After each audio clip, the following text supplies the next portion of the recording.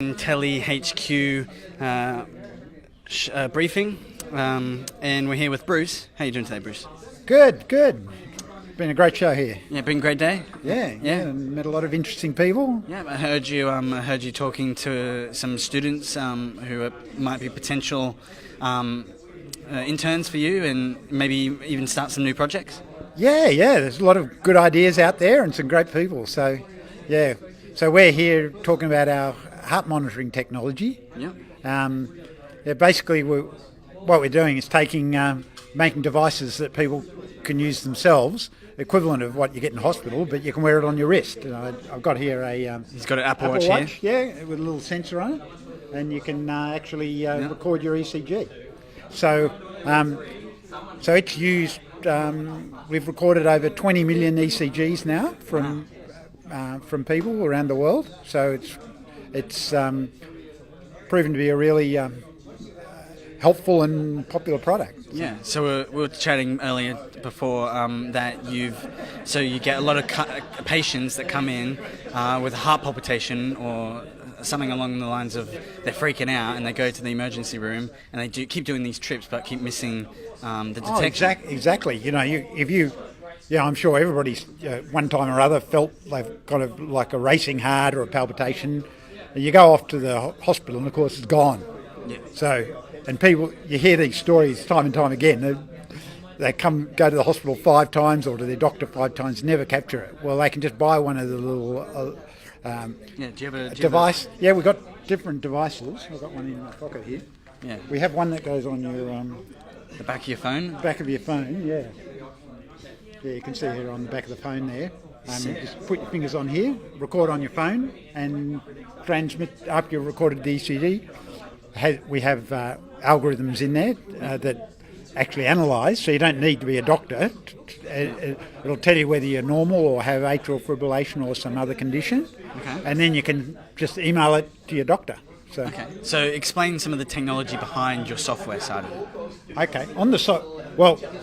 There's 2 parts to it. There's the hardware, which is this little device here, which actually has the ECG circuit in it. Yep. But then we transmit the signal to the phone. So the real smarts are in the phone. Yep. So we actually have to do signal analysis of the ECGs, and then had a neural network to actually analyse millions of ECGs and come up with the appropriate result. Okay, so we're using artificial intelligence to improve all on a continuous basis. So you've measured over 200 million, was it? 20 million. 20 million? 20 million measurements. So which we can use to improve our own algorithms. And so that algorithm is learning based on all this data that you've collected. Exactly. And it's continuously learning through new patients and stuff like that. And the other way we use the device is for screening. There's a lot of people who have this condition, especially older people, they have atrial fibrillation, and it increases the risk. You basically get blood clots in your heart, and it increases the risk of having a stroke by 5 times. Yep. But only half the people who have this condition know it. So what we do is we have these devices like this in the pharmacy or at the doctor, and they can come in and just check themselves. Yep. And like a demo kit.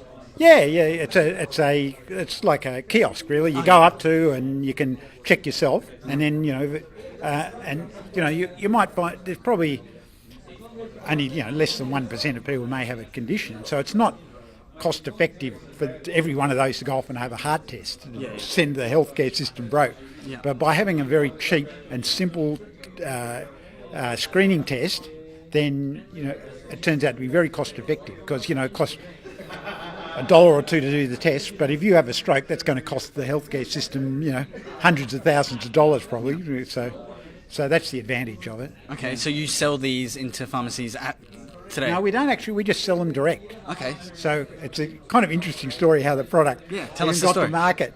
We used to make. Have I got one down here? This is our first product, which is got some demos coming out. Bluetooth ECG, and this is a wearable device that can record up to 5 days of ECG. But this costs like $1,500 Australian dollars. So it's a professional medical device. But I had a friend who was a cardiologist in the US, and he had this vision of a $99 device. So he said, "Oh, we'll make a prototype for you," because he's a cardiologist, so we're the engineers. So we made one. He immediately put it on YouTube, and a demo and it went viral. And we got like 1 million hits. And he said, "Oh, people really like this. Everybody wanted it." So from that, because of the YouTube response, we were able to go and get venture capital in the US. So it was all because of a YouTube video. So that was basically your MVP gone viral, Yeah. and sort of validated you to approach some VCs. It wasn't even an MVP. It was like something we threw together in a day. That's amazing. But he can't, being a cardiologist, he couldn't help himself. You tell him anything's secret, and it'll go. That's awesome. So this is what the product's become now. So it's developed. This is commercially available now. The watch product, which you can see on here, which is basically a band for the Apple Watch. Yep. That'll be available. It's already available in the UK. Actually, we're just waiting for the regulatory approval in Australia. Yep. So that'll be available at the end of this year. Wow, that's amazing. So this one, you can buy it in our online store, $199. Okay, cool. You've got an ECG monitor. Yep. Well, I might check that out for my grandparents. Yeah. So one thing I've noticed while you've been playing with the buttons, a really high-pitched noise. That's how it works. Is that how it works? It's ultrasonic. You must have very amazing hearing. It's kind of making me twitch a bit. It uses ultrasonic communication. That's the reason is that it's we wanted to keep the battery life very, very low. If you use Bluetooth, the battery would last a week or something. Yep. With this, you can hear it when I put my finger on it. It's really loud. You're one of the very rare people who can hear it. See, Mum, I told you I have good hearing. Yeah. Because we usually find it's only children of about 5 years old who can hear it. Well, there you go. You must have a mental age of 5. I'm still a kid at heart. All right. So I have supersonic hearing at the age of 18. You're supersonic, Superman. There you go. I'm Superman with the afro. Awesome stuff. Well, so you find that really irritating, do you? Well, it's really loud. It's really loud. Yeah. And every time you press, I'm like, where is that coming from? So that's interesting. So it uses supersonic communication between the phone and the device, or is it? Yeah. Just from the device to the microphone of the watch, and we have none of our customers can hear it because the average age is about 60, and as you age, your hearing.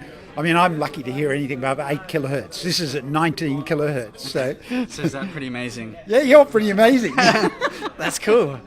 Well, thanks for joining us, Bruce. Okay, thanks. And we'll pop a link in the description of this video and share it with everyone else. Okay, thank you. Awesome. Thanks for joining us. Hey, thank you. Thank you.